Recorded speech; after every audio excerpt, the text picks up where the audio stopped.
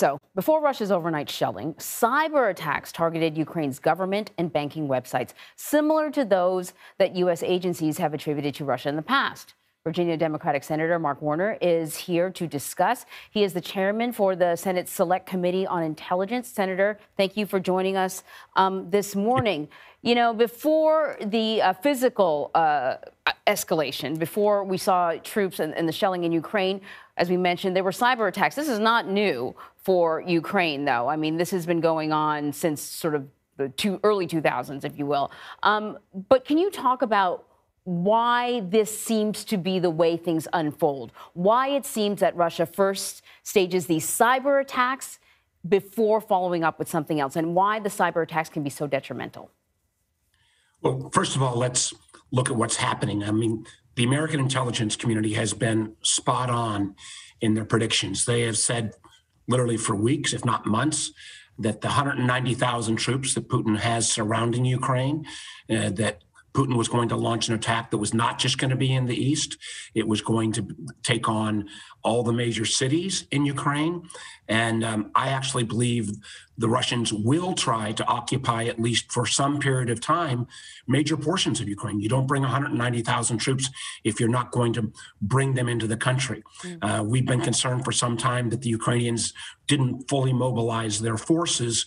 And unfortunately, they're a little late on that mobilization. I do think we've seen these images also for weeks of Ukrainians training on the weekends to fight back, even if their military is not successful. So Putin is going to have a level of insurgency on his hands, unlike anything that we've seen in modern times, because I believe the Ukrainians will resist.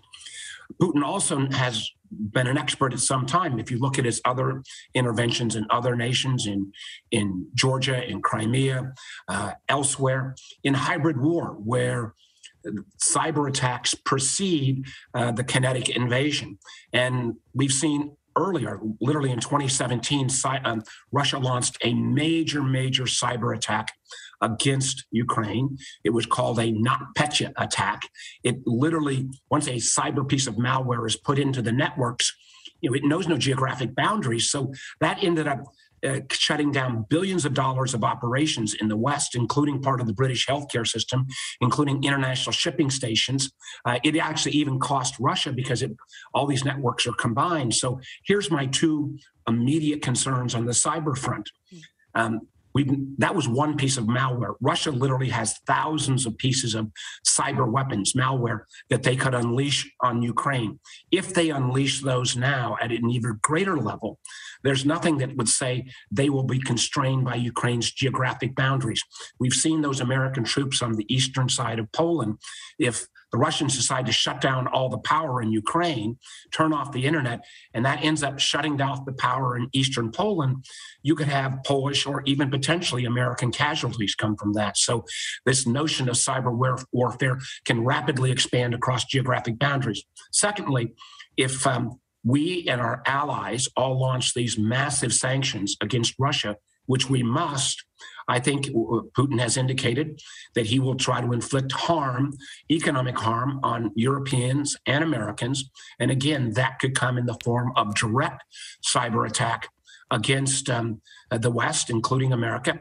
And suddenly you're into an area that has been talked about hypothetically about what kind of cyber incident might constitute an act of war, or in the case of NATO Article 5, where if you attack Poland at some level, does that mean all of NATO is attacked? We may be quickly out of the hypothetical into the real, literally in the next few days. Very quickly, we have a bipartisan condemnation of what Russia has done there. What are both parties doing to work together to support Ukraine? Well, I've been working with my Republican colleagues. We've come out with unified statements ahead of this invasion. We will stand behind the president in terms of upping assistance to NATO in continuing to supply whatever is left of a Ukrainian government. And some of those arms that we've sent over to Ukraine, I think, have been distributed to the population. We are united in our sanctions against Putin and his nefarious actions. Matter of fact, there are only a few outliers, some even right-wing media personalities who seem to embrace Putin and candidly, I was dismayed would be an understatement when I saw the former president, Mr. Trump, actually praising Putin a day or two ago. I hope he changes his tune as well so that the United States can be fully united. In Congress, the vast majority of us, Democrats and Republicans, know this is an unprovoked attack on a Western democracy. And if Putin is at all successful here, this kind of bullying activity will not stop at the borders of Ukraine. Senator, this is a dramatic escalation to what you just said right there. Is there any possibility that Congress will be called back early? I think I'm sure all of us would be prepared to be called back if the president calls us. But I think we have given the president the tools he needs. He sanctioned the Nord Stream 2 project yesterday. I think that was smart, but also he did that in concert with our German allies who had shut down Nord Stream 2 the day before.